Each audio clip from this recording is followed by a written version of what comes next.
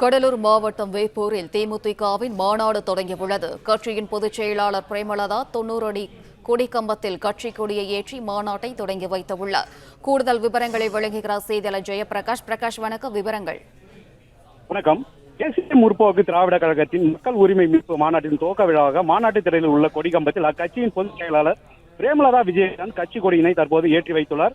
இந்த தேசிய முற்போக்கு திராவிட கழகத்தின் மக்கள் உரிமை மீட்பு 2.0 என்ற தலைப்பில் மாநாடானது மாநில மாநாடு கடலூர் மாவட்டம் அருகே உள்ள பாசார் கிராமத்தில் சென்னை திருச்சி தேசிய நெடுஞ்சாலை அருகே இன்று நடைபெற்று வருகிறது. இந்த மறைந்த தேமுதிக தலைவர் விஜயகாந்த் அவர்களின் மறைவுக்கு பின்னர் அவரது மனைவி பிரேமலதா விஜயகாந்த் அவர்கள் தலைமையில் இந்த முதல் மாநாடு தற்போது நடைபெற்று வருகின்றது.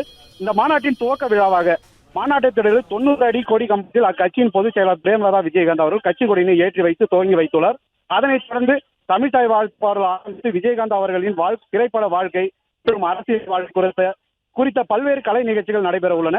பின்னர் 6 மணி அளவில் கட்சியின் முக்கிய நிர்வாகிகள் மற்றும் கட்சியின் பொதுச் செயலாளர் பிரேமலதா விஜயகாந்த் அவர்கள் உரையாற்ற உள்ளனர். தமிழகத்தில் சட்டமன்ற தேர்தல் நெருங்கி வரும் நிலையில பல்வேறு அரசியல் கட்சிகள் தங்களது கூட்டணி மற்றும் நிலைப்பாட்டை தெரிவித்து வருகின்றனர். இந்நிலையில தேமுதிகவின் இந்த மாநாடு தேர்தல் கூட்டணி மற்றும் தேர்தல் நகர்வுகள் குறித்து அறிவிப்பு வெளியாகும் என எதிர்பார்க்கப்படுகிறது. மேலும் இந்த மாநாடானது தேமுதிகவின் முக்கியத்துவம் வாய்ந்த மாநாடாக அமையும் என எதிர்பார்க்கப்படுகிறது. பிளே ஸ்டோர் மற்றும் ஆப் ஸ்டோரில் இருந்து பாலிமர் செயலியை QR கோடு மூலம் பதிவிறக்கம் செய்யுங்கள். செய்திகளை உடனுக்குடன் பெறுங்கள்.